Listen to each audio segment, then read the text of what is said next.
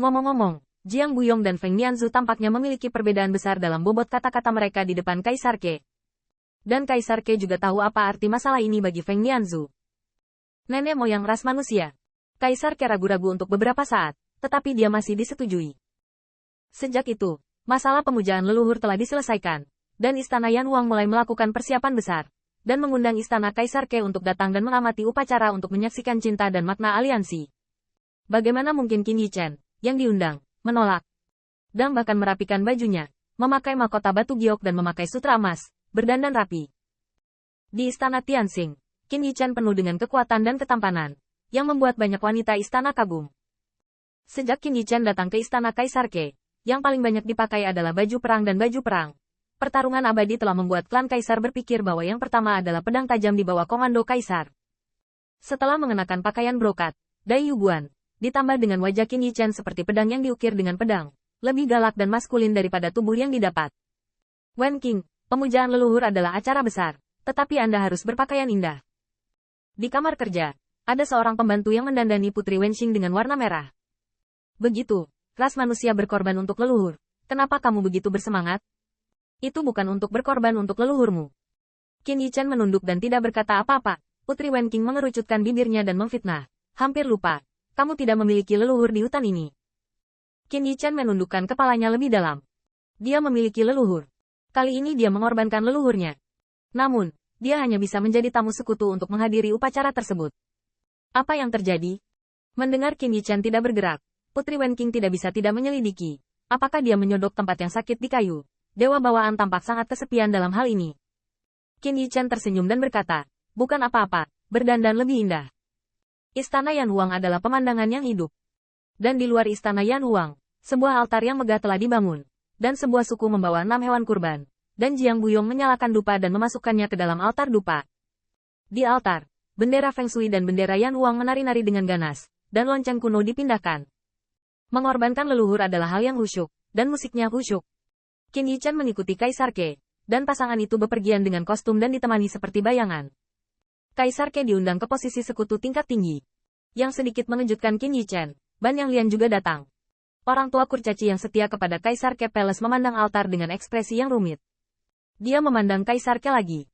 Setelah melihat anggukannya, dia mengambil sebatang dupa dari tangan Kong Wu dan perlahan menaiki altar sampai ujung.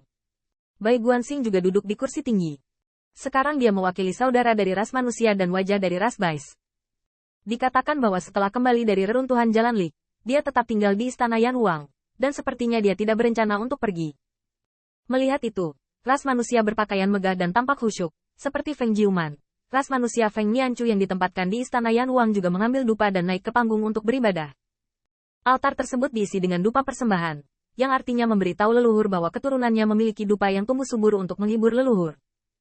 Di Istana Yan Huang, ada platform dewa, dan busur matahari jatuh diam-diam ditempatkan di sana, mengawasi klan yang tak terhitung jumlahnya dengan diam-diam. Lei Qiyu berdiri di samping busur matahari jatuh, dan mata naga petir ini sedikit bergetar. Di samping platform suci, ada monumen batu giok yang tak terhitung jumlahnya, di antaranya adalah nama Feng Liyun. Ini semua adalah pahlawan yang dikorbankan untuk umat manusia dan pantas disembah oleh ras yang sama. Potret pada prasasti batu giok membuat mata dewa seperti pedang Qin Yichen bergetar. 3 kaisar dan 5 kaisar. Itu akhirnya diundang dan ditempatkan di aula utama Istana Yan Huang. Pemujaan leluhur ini telah menarik banyak sekali suku untuk mengamati ritual dan pengorbanan. Ada anak-anak yang menunggangi pundak orang dewasa, melihat potret di kuil, dengan tatapan penasaran. Kakek, siapa orang-orang itu? Mengapa kita menyembah mereka?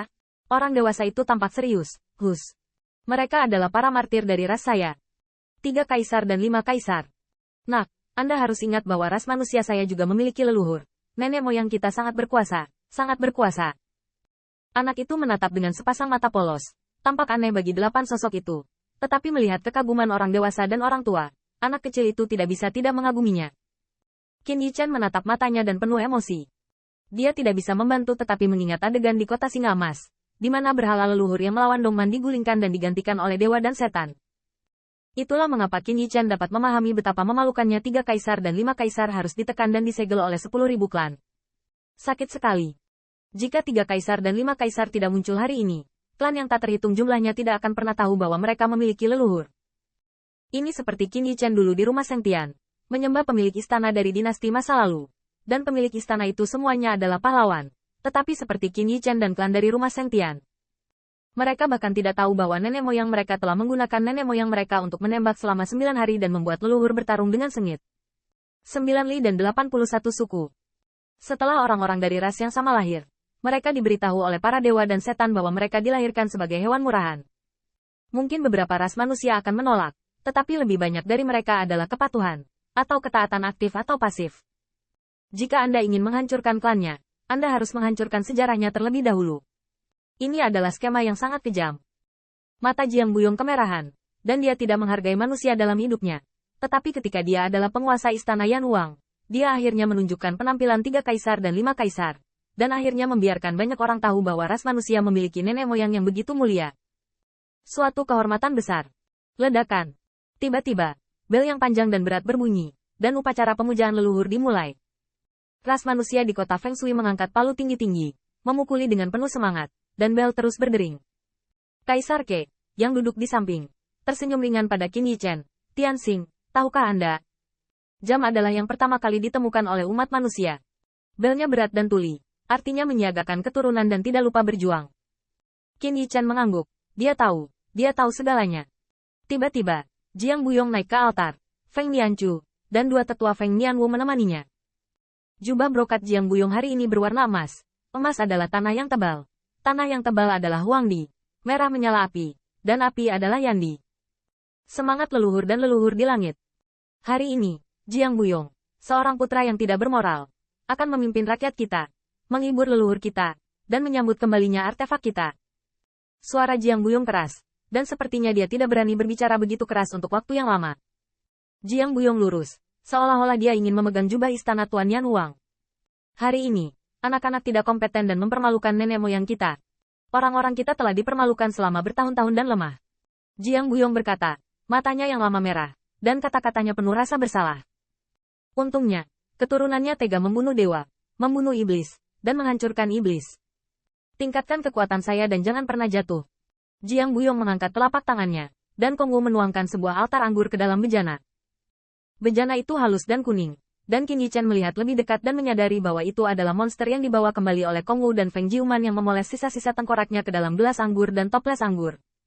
Awalnya, umat manusia memiliki aturan, dan pengorbanan semuanya terbuat dari tulang, yang dilemparkan dari tulang musuh yang ditaklukkan umat manusia.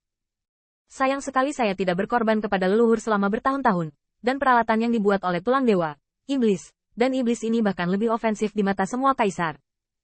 Dan hari-hari ini, Istana Yan Huang akhirnya menciptakan sejumlah peralatan untuk memuja leluhur.